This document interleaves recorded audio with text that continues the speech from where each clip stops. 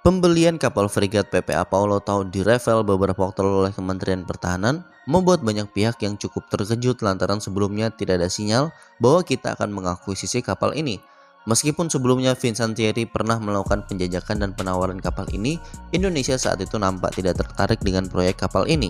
Yang membuat ini lebih terkejut lagi adalah bagaimana lobby dan negosiasi yang dilakukan oleh Indonesia sampai bisa membuat Angkatan Laut Italia rela membelikan kapal baru yang seharusnya memperkuat mereka untuk diberikan kepada Angkatan Laut Indonesia terlebih dahulu. Tentu saja langkah negosiasi kita banyak disoroti negara-negara lain. Bahkan sekelas Rusia saja menyebut bahwa Indonesia terlalu hebat untuk menawar sesuatu, mengingat Indonesia pernah juga melakukan hal di luar Nurul, membeli Sukhoi dari Rusia dibayarnya menggunakan komoditi. Melansir dari Zona Jakarta, pembelian kapal patroli kelas PPA yang dilakukan beberapa minggu lalu ternyata menarik perhatian beberapa media asing. Bahkan media Rusia menyoroti pembelian Indonesia dan memujinya sebagai pembelian kelas berat. Menurut Defense News, pembuat kapal Italia Vincent Thierry menandatangani kontrak dengan Kementerian Pertahanan Indonesia senilai 1,18 miliar euro pada 20 Maret 2024 lalu. Indonesia membeli 2 kapal patroli serbaguna jenis PPA. Dengan pembelian ini, Indonesia disebut sedang memulai modernisasi alutsista lautnya secara besar-besaran.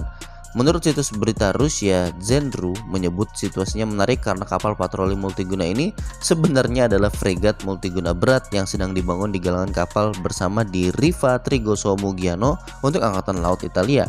Pada tahun 2014, pembangunan 6-10 kapal PPA mulai dilakukan dengan menelan biaya 2,62 miliar euro. PPA dimaksudkan untuk menggantikan fregat kelas Soldati dan korvet kelas Minerva di Angkatan Laut Italia. Menariknya adalah meski kapal-kapal ini telah diberi nama dan nomor taktis di armada Italia, Indonesia bisa membuat pihak Italia untuk mau menyerahkan kapal mereka dulu untuk Indonesia. Kapal yang akan diserahkan ke Indonesia merupakan unit ke-6 dan ke-7 yang dibangun. Kapal akan dikirim ke Indonesia kurang dari 12 bulan dan diperkirakan memasuki masa operasional resmi pada 12 bulan kemudian. Untuk jenisnya saat ini kapal pesanan Indonesia masih masuk dalam kategori Light Plus. Namun jika kita melihat dari nilai kontrak, bisa jadi kapal akan dikonversi menjadi kapal yang full kombatan. Sebagai informasi, ada 3 varian untuk kapal kelas Paulo ini. Ada varian Light, Light Plus, dan juga full kombatan. Perbedaan dari ketiganya ada di adopsi senjata dan juga sensornya.